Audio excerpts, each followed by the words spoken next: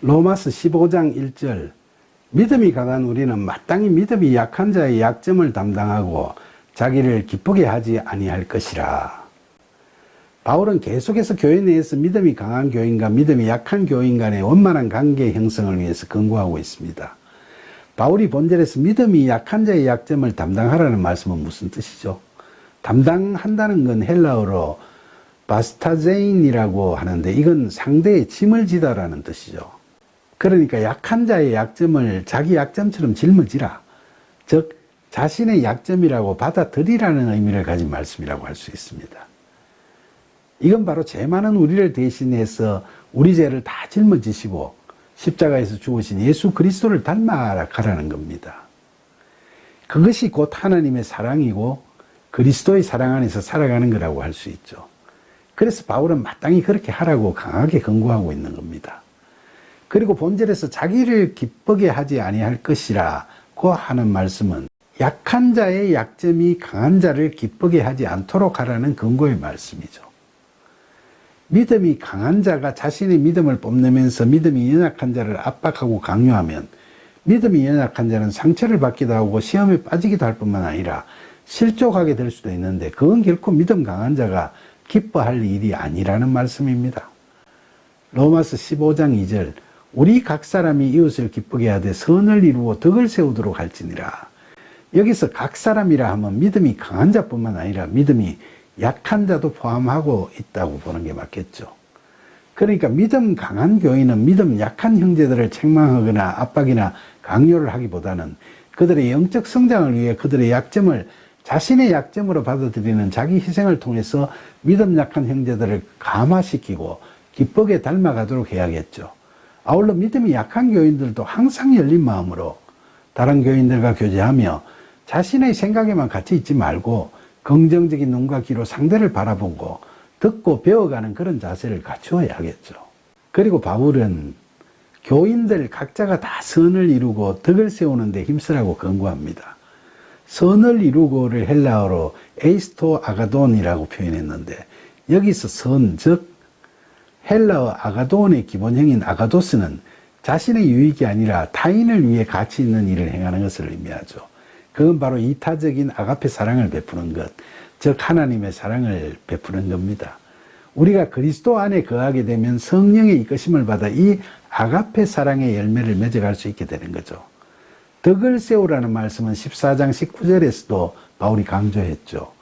즉 교회 내에서 화평케 하는 자로서 소명을 다하고 교인 상호간에 서로 비난하지 말고 역지사지의 심정으로 상대를 이해해가면서 자신의 유익보다는 상대를 배려하고 신앙 공동체 유익을 위해 덕을 쌓는 일에 힘쓰라는 거죠.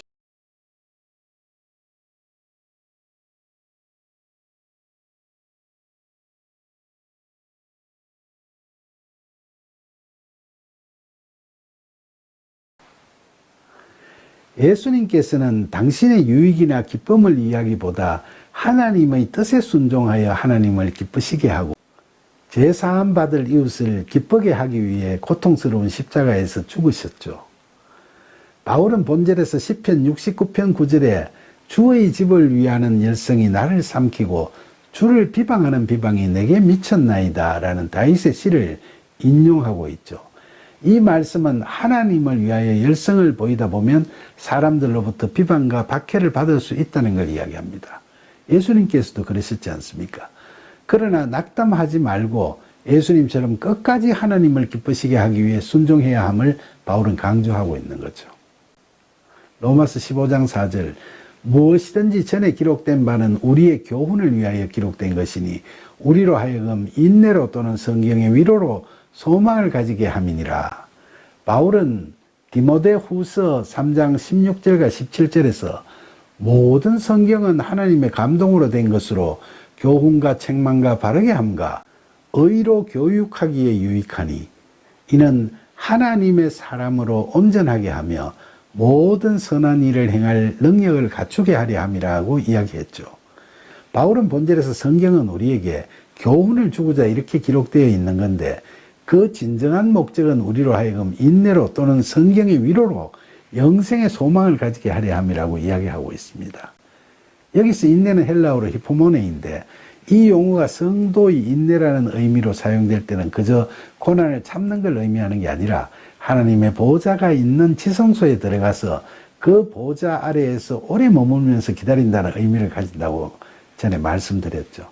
그러니까 우리 그리스도인들은 고난과 시련 가운데서 더욱더 자신의 마음속에 있는 지성소에서 성경에 기록된 하나님의 말씀을 붙잡고 하나님과 절실한 만남과 대화를 가질 수 있는 골방 기도를 더 간절하게 드려야 한다는 겁니다.